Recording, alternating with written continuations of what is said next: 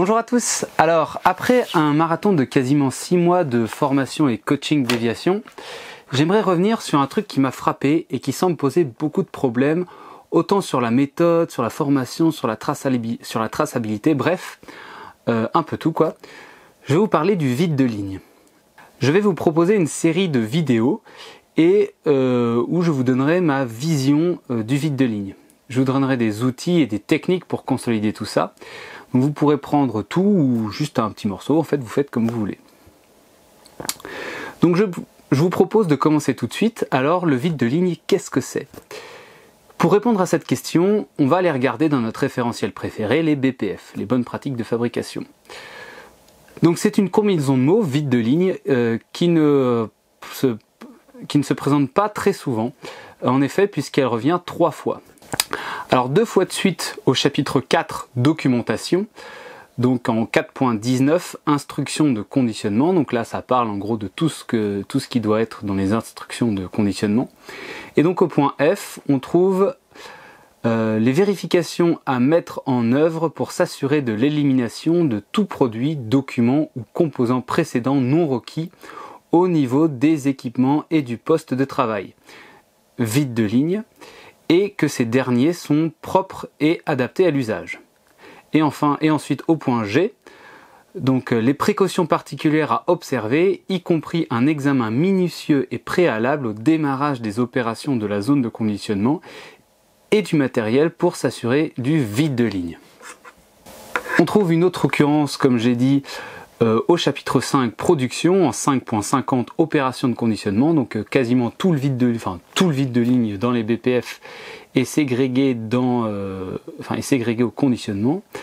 Donc avant le début de toute opération de conditionnement, il convient de vérifier que la zone de travail, les lignes de conditionnement, les machines à imprimer et tout autre matériel sont propres et débarrassés de tout produit, élément ou document utilisé précédemment et devenu inutile. Cette vérification de vide de ligne entre guillemets doit être effectuée suivant une procédure appropriée. Alors ce que nous dit le point 4.19F, c'est qu'après l'élimination physique, donc le nettoyage, il faut vérifier que ça a bien été fait. Et c'est ça le vide de ligne. Et ce que nous dit le point 4.19H, c'est qu'avant de commencer un lot, il faut effectuer un examen poussé de la zone pour vérifier que le vide de ligne a été fait, donc s'assurer du vide de ligne. Et enfin, ce que nous dit le chapitre 5.50, ça nous confirme que effectivement, avant de commencer un lot, c'est bien une vérification du vide de ligne qu'il faut faire, et ensuite que toute cette procédure de vide de ligne, et cette vérification de vide de ligne doit être procédurée. Voilà, c'est tout ce que nous disent les BPF sur le sujet, et c'est tout ce que je vais vous dire maintenant, ça relève globalement de mon interprétation. Donc pour résumer, ce que nous disent les BPF, dans un contexte de production de lot, lorsqu'on va terminer un lot et passer à un autre, il faut enlever tout ce qui ne va plus être utilisé pour le lot qui va démarrer. Ça, c'est le nettoyage. Il va falloir ensuite vérifier qu'on a tout enlevé.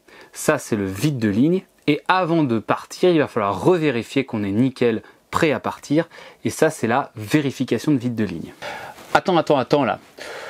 Pourquoi on doit faire un vide de ligne alors qu'on vient de passer plein de temps à nettoyer notre ligne? On pourrait pas le faire en même temps que le nettoyage? D'ailleurs, ton nettoyage où tu enlèves tout ce qui n'est pas nécessaire pour le suivant, ça serait pas ça ton vide de ligne?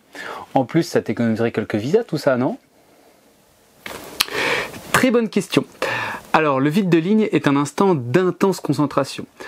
Comme on l'a vu dans les BPF, le vide de ligne doit suivre une procédure appropriée. Donc, les nettoyages seront parfois différents selon si tu changes de lot, de présentation ou carrément de produit. Tandis que ton vide de ligne devra toujours partir du début de ta ligne vers la fin de ta ligne et vérifier qu'aucun élément indésirable ne s'y trouve caché quelque part. De plus, ton nettoyage est une procédure plus longue et décousue et il y a de fortes chances que tu te fasses interrompre ou distraire pendant. Et donc pour réaliser un vide de ligne, ce que je conseille, c'est de se mettre dans l'état d'esprit vide de ligne.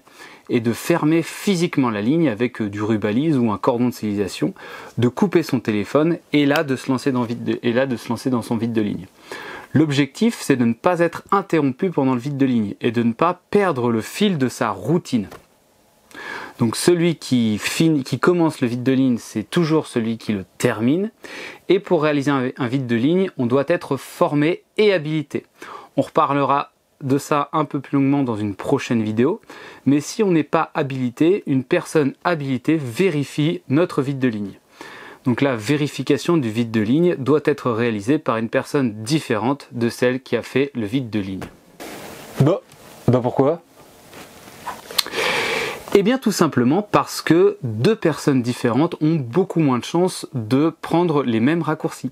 Si la première personne oublie de vérifier sous le tapis roulant 3 par exemple, il y a 99% de chances qu'elle oublie une seconde fois quand elle recommencera son second vide de ligne. Une autre personne ne fera certainement pas cette erreur. Elle ne sera pas également biaisée par les actions de nettoyage qu'elle vient d'exécuter. Le fait de faire un vide de ligne et de le faire vérifier par une autre personne diminue drastiquement le risque d'erreur. Une autre question ? Pourquoi est-ce qu'on doit faire une vérification de vide de ligne ? T'as jamais entendu parler du bon du premier coup ? Le vide de ligne est un moment extrêmement critique et le conditionnement est la dernière étape avant la mise à disposition au client. Une seule erreur et c'est un gros risque de contamination croisée. Par exemple, une mauvaise notice dans un produit, la perte de traçabilité de notre produit, par exemple des comprimés différents dans un même blister, un étui avec un dosage différent ou le pire du pire, un étui avec dedans le mauvais produit à l'intérieur. Donc les conséquences pour le patient peuvent être extrêmement graves, l'image et la réputation du laboratoire, voire même de l'industrie pharmaceutique tout entière, peuvent être gravement impactées et le pire du pire au final, c'est qu'on perd la confiance du patient pour continuer son traitement. Donc sans parler des conséquences financières qui vont du tri à 100% jusqu'au rappel de l'eau, voire même la mise en demeure du laboratoire. Donc c'est une étape qui présente suffisamment de risques pour être vérifiée par une seconde personne. Ok, et pourquoi est-ce qu'on ne peut pas faire le vide de ligne et sa vérification juste avant de partir pour le lot qui va démarrer ? C'est une possibilité effectivement, mais l'avantage de faire un vide de ligne juste après le nettoyage qu'on vient de terminer, ça donne un avantage de traçabilité non négligeable qu'on verra dans une seconde vidéo. Rendez-vous dans la vidéo juste après pour comprendre pourquoi. Ouais, ok, ça se tient.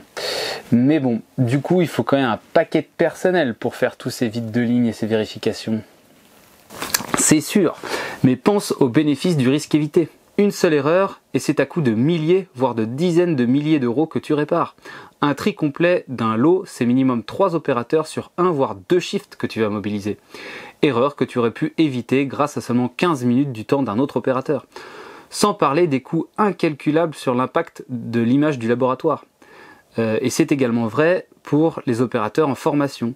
On ne peut pas demander à un opérateur qui vient d'arriver sur ligne de réaliser parfaitement une opération aussi complexe et critique que celle du vide de ligne.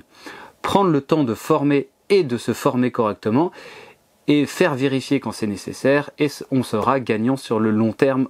Ah ouais! Tu veux dire que si tu additionnes le coût de tous les arrêts des autres lignes pour effectuer des vides de ligne, tu seras toujours en dessous du coût d'un éventuel retraitement ou d'un rappel de l'eau? Exactement. Et surtout que tu n'es pas forcément obligé d'arrêter tes lignes à chaque fois. Les superviseurs ou AQ opérationnels par exemple peuvent être habilités, ce qui permet de dépanner. Et en plus, du coup, s'il y a un retraitement pour un vide de ligne non conforme, ils seront tout autant impactés. Donc, mieux vaut s'investir dès le départ. Donc, miser sur la polyvalence des vides de ligne est un investissement important au départ, mais qui permet d'être gagnant encore une fois sur le long terme. Allez, on récapitule cette première vidéo. Le vide de ligne est une action décrite dans les BPF. Celle-ci nous impose un vide de ligne et une vérification du vide de ligne. Le vide de ligne a pour objectif d'éliminer les éléments physiques et documentaires du lot qui vient de se terminer avant d'en commencer un nouveau. C'est une action critique qui a pour but d'éviter les contaminations croisées aux conséquences désastreuses. Selon moi, un vide de ligne se déroule toujours après un nettoyage et c'est une action indépendante de ce dernier. Le vide de ligne est réalisé à la fin du lot qui vient de se terminer et la vérification du vide de ligne juste avant le début du lot qui va commencer. Le vide de ligne et sa vérification sont réalisés par deux personnes différentes. Ligne fermée, téléphone éteint. Celui qui commence un vide de ligne et celui qui termine.